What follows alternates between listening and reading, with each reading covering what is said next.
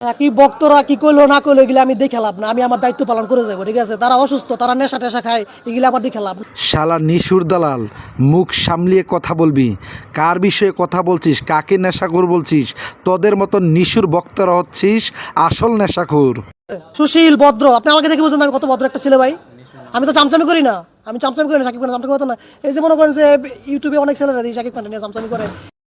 আরে শালা ভদ্র রে, তোর মতন নিশুর দালালকে যদি ভদ্র বলে তাহলে ভদ্র লোকের মান ইজ্জত হানি হবে। এফডিসি তো অনেক লোকে কাজ পাচ্ছে না, ইউটিউব চ্যানেল খুলে বসে রেখে হায় রে চামচামি, চামচালোক আমার পছন্দ না ভাই। যেমন আমার নিশু স্যারের কিন্তু আরেকটা গুণ আমি আপনাকে বলছি, নিশু স্যার কোনো নায়কের চামচামি করে না।